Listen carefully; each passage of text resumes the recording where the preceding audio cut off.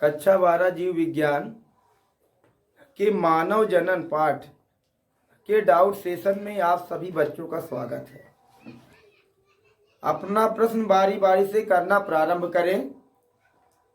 करिए एक लोग उठकर प्रश्न। भ्रूणीय परिवर्धन क्या है? भ्रूणीय परिवर्धन, देखो भ्रूणीय परिवर्धन ना भ्रूण विकास को कहा जाता है। भ्रूण के विकास को क्या कहा जाता है? भ्रूणीय परिवर्धन कहा जाता है। तो भ्रूण का विकास कब होता है? जाइगोट बनने के बाद। निषेचन क्रिया होती है, जाइगोट बनता है और उसके बाद जो है भ्रूणीय परिवर्तन स्टार्ट होता है। तो भ्रूणीय परिवर्तन स्टार्ट होने में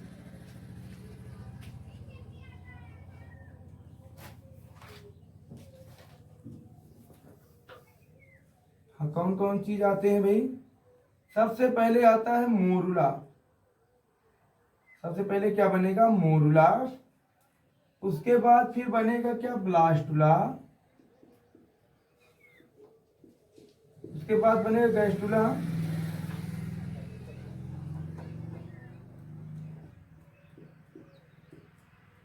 उसके बाद बनेगा गैस्टुला।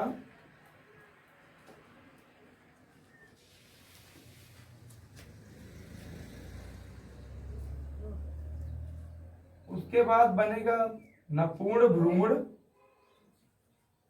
उसके बाद फिर बनेगा क्या?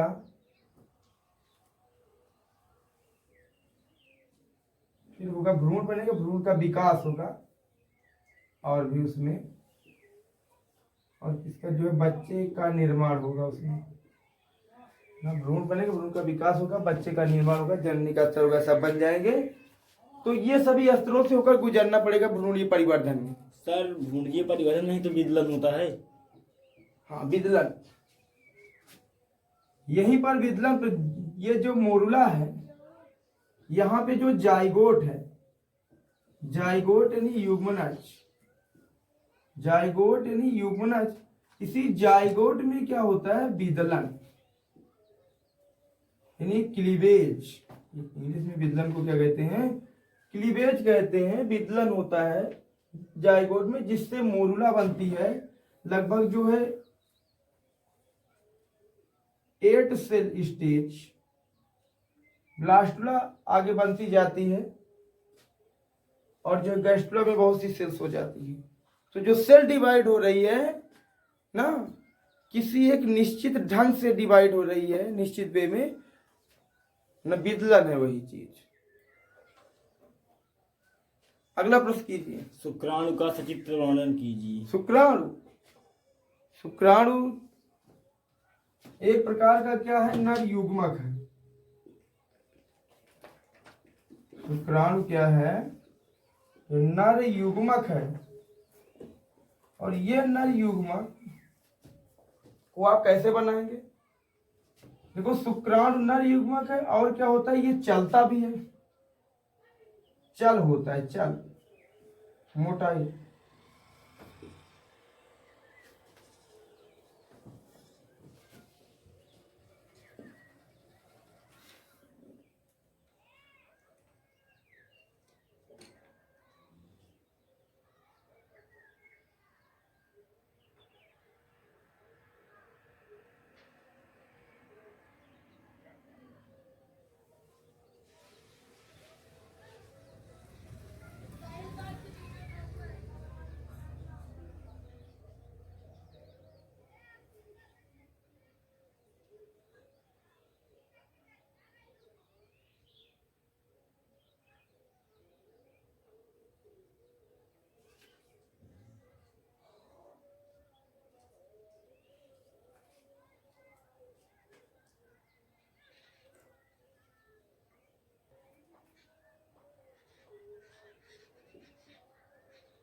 क्रोमोसोम है ये वाला इसका साइटोन पोर्शन है कुछ इसमें बॉडी में, और ये माइटोकांड्रिया है।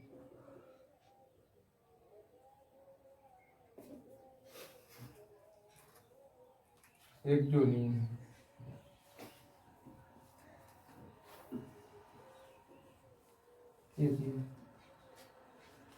इतना चीज होता है, एक शुक्राणु इतना चीज होगा।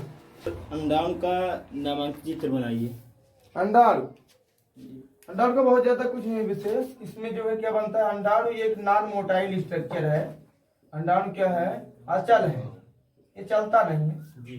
सबसे पहले यहाँ पे क्या करेंगे, अंडाणु एक जो है गोलाकार या अंडाकार संरचना होती है जिसमें बीच में केंद्रक होता है और कुछ यहाँ पे ऐसे पोलर बॉडीज बनती हैं। साइटोप्लाज्म भी होता है इसका। इसके बाहर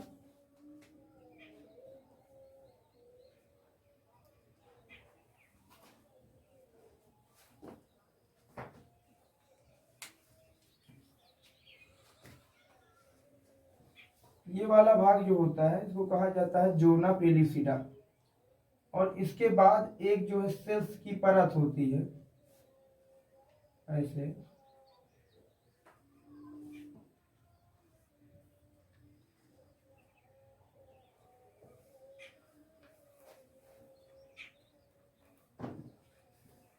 ऐसे सेल की परत होती है। इस सेल की परतों को क्या कहा जाता है,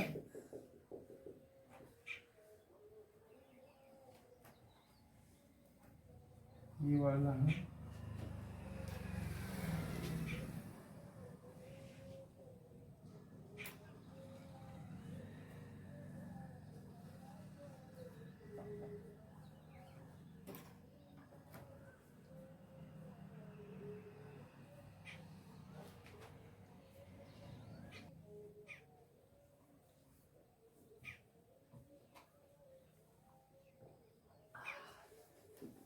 जोना पेलिसिडा ही, कोरोना रेडिएटा है,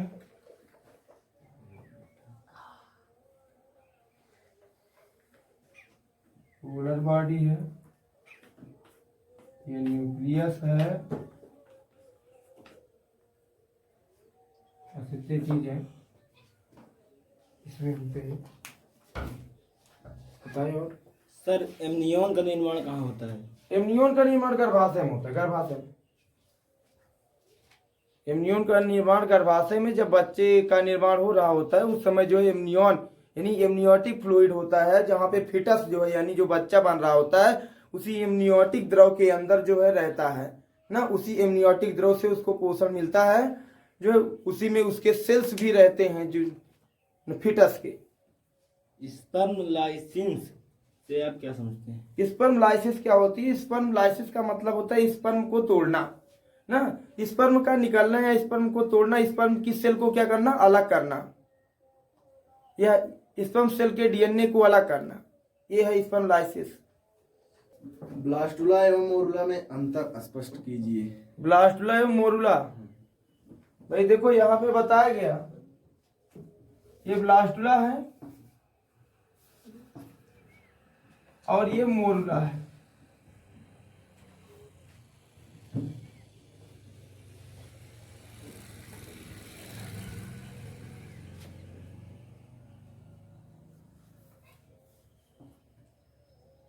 जाइगोट में जब प्रारंभिक विदलन होता है तो उससे मोरुला बनता है। लगभग कितने कहा जाता है, 8 सेल जो स्टेज होती है ना, उसे क्यों क्या कहा जाता है, मोरुला, यानी 8 सेल बन जाती है। ऐसे जो है उसी में 8 सेल बन जाएंगी, जो भी है ना 8 सेल बन जाएंगी, उसी को क्या कहा जाएगा, मोरुला।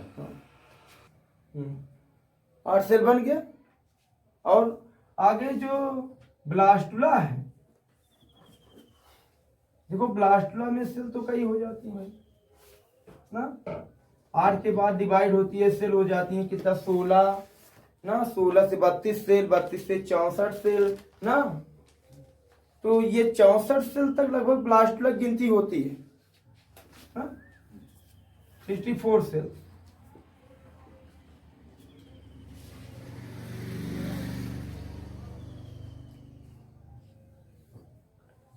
अगला, जन्मनाल किसे कहा जाता है? जो है जन्म नाल या बर्थ नाल, क्या होती है बर्थ नाल भाई? अम्बिलिकल कार्ड,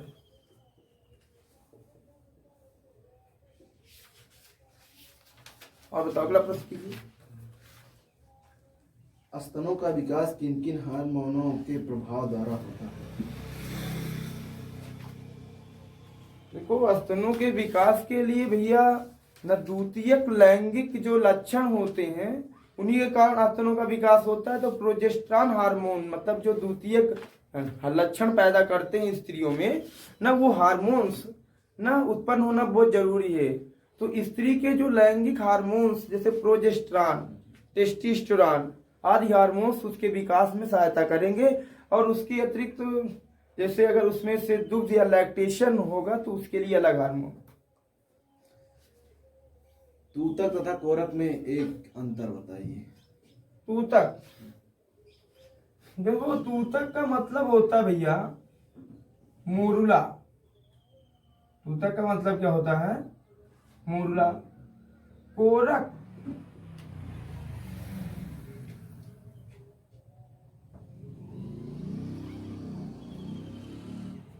कोरक है। जब ये मोरुला है तो कोरक किससे संबंधित? ब्लास्टुले से संबंधित हो सकता है ना, कोरक खंड। देखो कोरक खंड क्या होते हैं, उसमें जो है जो तूतक होता है जाइगोट से प्रारंभिक अवस्था में लगभग जो है 2-3 बार जो है संसूति विभाजन होने के बाद जो बन जाता है ना प्रारंभिक कंडीशन में। और कहाँ बनता है ये बनता है कहाँ पे? अंडवाहिनी में। तूतक कहाँ बनेगा? अंडवाहिनी। अंडवाहिनी में बनेगा। जो कोरक खंड होते हैं, कोरक खंड की बात आपने की, कोरक की बात किया ना, तो कोरक क्या होते हैं? कोरक मतलब है कि जब कॉन्टिन्यूअस जो सेल्स है वो डिवाइड होते रहते हैं ना, तो उन्हीं को हम कह सकते हैं कोरक खंड ना। अगर जो ब्लास्टुला की बात किया जाए तो ब्लास्टुला क्या होता है, उसमें जो मल्टीपल सेल्स जो है डिवाइड ना होकर वो बन जाता है। अगला प्रश्न कीजिए अपना। भगमूसा क्या है?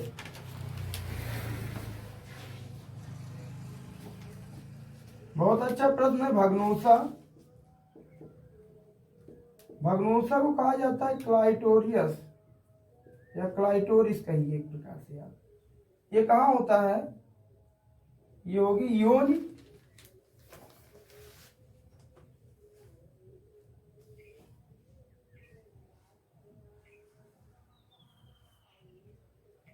इधर यहाँ पर योनि में घुंडी नुमा भाग होंगे, उसके बाद यहाँ पे योनि में छिद्र होंगे।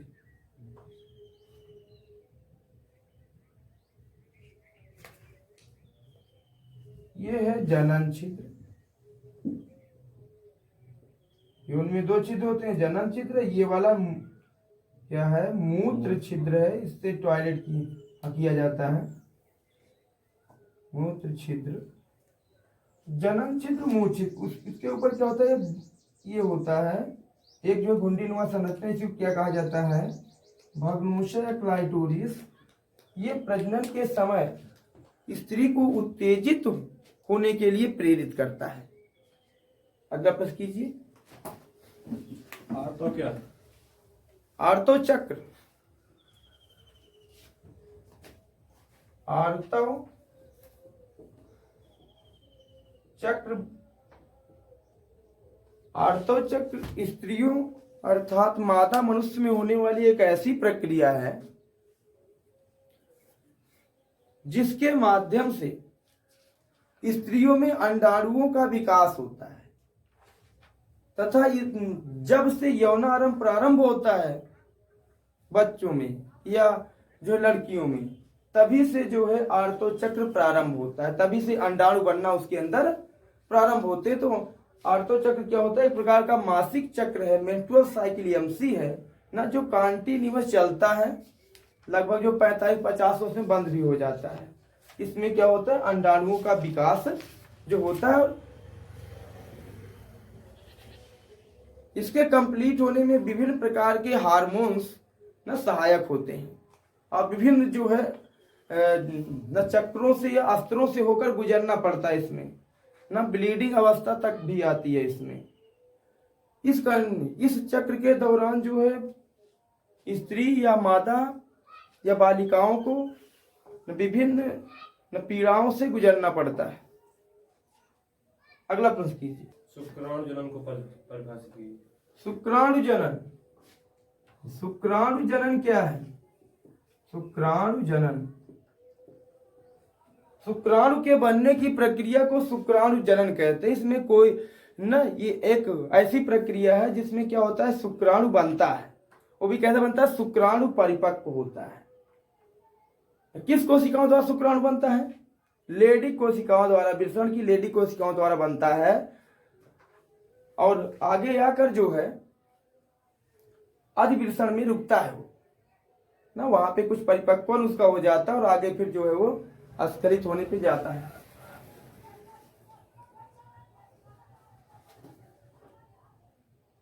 अगला प्रश्न करिए। गैस्ट्रुला और वास्टुला में अंतर स्पष्ट कीजिए।